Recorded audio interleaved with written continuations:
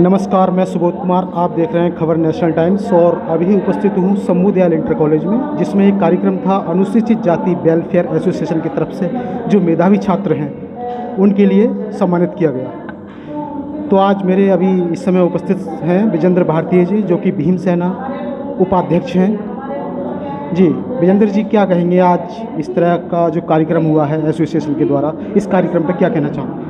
सबसे पहले आपके चैनल के माध्यम से सभी मेधावी बच्चों को मेरी तरफ से असीम बधाइयाँ, बहुत सारी दीर्घायु मंगल कामनाएं कि आप ऐसे ही आगे बढ़ते रहो।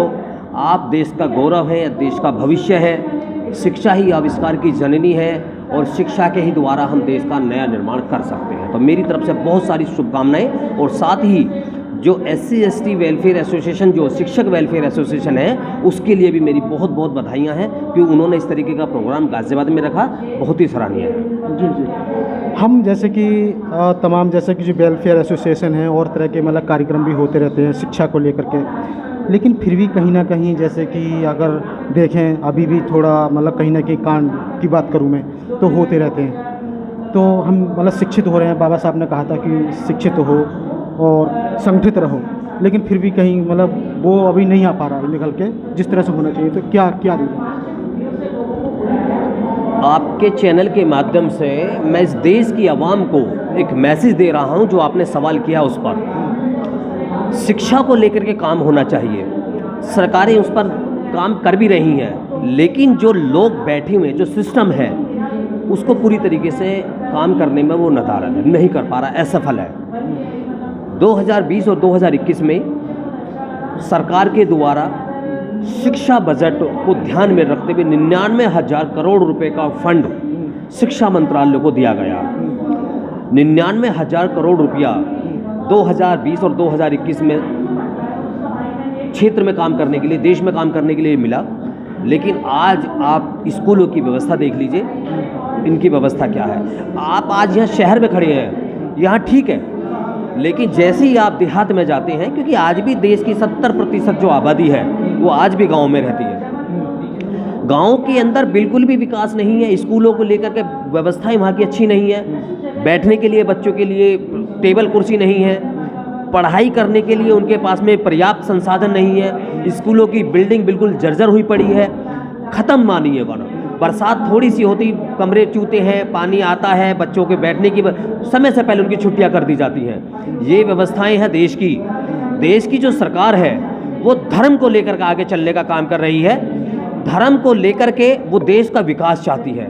हजारों करोड़ रुपए खर्च करके देश के अंदर मंदिरों का निर्माण होता है, लेकिन स्कूलों की व्यवस्था, जो स्कूलों की जो उनका जो इंफ्रास्ट्रक्चर है उस पर किसी तरीके का कोई ध्यान नहीं है और ना ही उस पर कोई फंडिंग होती है।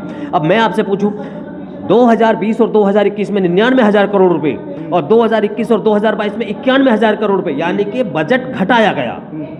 शिक्षा का बजट को घटा रहे हैं और धार्मिक बजट को बढ़ा रहे हैं। ये देश का विकास नहीं है, देश का विनाश है। जी, वो बजट घटा रहे हैं जो बजट पेश किया जाता है, लेकिन हमारी जो एसोसिएशन बनी हुई है या फिर संगठन बने हुए हैं उस चीज़ पर आवाज़ क्यों नहीं उठाते? नहीं, बिल्कुल आवाज़ उठा रहे हैं, मुकदमे भी लिखे जाते हैं, जेल में जा रहे हैं लोग। कितनी आवाज़ उठाएं, कितनी आवाज़ उठाएं? मैं आपके चैनल से पूछना चाहता हूँ, लोग आवाज़ नहीं उठा रहे हैं क्या? लेकिन जैसे ही आवाज़ उठाते हैं उनके सोशल मीडिया के जो अकाउंट्स हैं उनको बंद कर दिया जाता है, लोगों के ऊपर मुकदमे लिखे जाते हैं, उनको जेल भेजा जाता है, तरह तरह की यातनाएं दी जा रही हैं, लेकिन उसके बावजूद भी आवाज़ उठाई जा रही है। यहाँ देखना सरकार को है कि हम लोग देश के लोगों को अंधविश्वास में डाल करके पाखंड में उनको डुबो रहे हैं। देश को विकसित करिए, देश को शिक्षा में लाइए। देश के जितने भी इंफ्रास्ट्रक्चर हैं उनका अगर नया निर्माण हुआ है, उनका आविष्कार हुआ है, तो वो शिक्षा के द्वारा हुआ है, क्योंकि शिक्षा ही आविष्कार की जननी है। आविष्कार अगर कहीं से होगा तो वो मंदिर से नहीं होगा, वो स्कूल कॉलेज से होगा। स्कूल कॉलेज में बच्चा पढ़ता है, वो देश का भविष्य है। अगर आपको देश के भविष्य को मजबूत करना है तो आपको शिक्षा पर ध्यान देना होगा। शिक्षा नीति नई बनानी होगी, मजबूत बनानी होगी और उनके लिए बहुत अच्छे लेवल पर फंड देना पड़ेगा।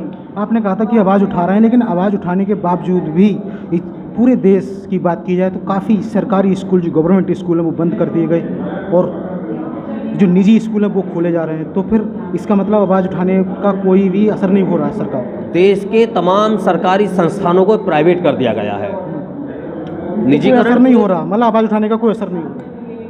अब गूंगी बहरी सरकार बैठी हुई है, वो लोग गूंगे और बहरे बैठे हुए हैं, आवाज़ लोग उठा रहे हैं, ऐसा नहीं आवाज़ नहीं उठ रही है, निरंतर आवाज़ उठती है, लेकिन उस आवाज़ को दबा दिया जाता है। सारे मीडिया चैनल उन लोगों के हैं, देश के तब सभी संसाधनों पर उन लोगों का कब्जा हो गया है।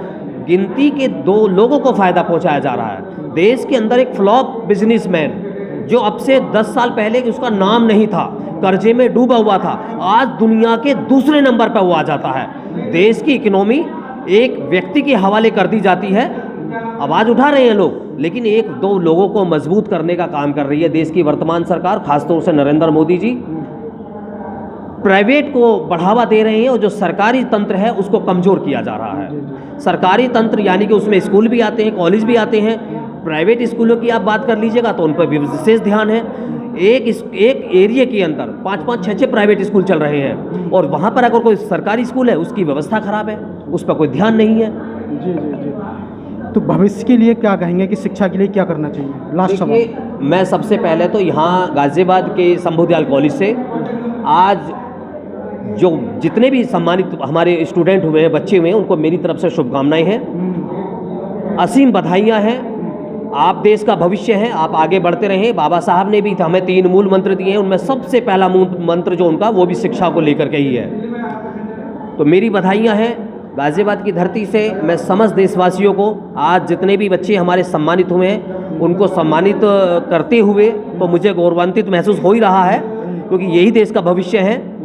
आगामी उन बच्चों को भी मैं कहना चाहूँगा जो कहीं ना कहीं थोड़ा सा पीछे रुक गए हैं, कि आप भी अच्छी मेहनत करें, जिससे कि आपको भी एक अच्छे मंच पर बुला करके आपको सम्मानित किया जा सके। धन्यवाद।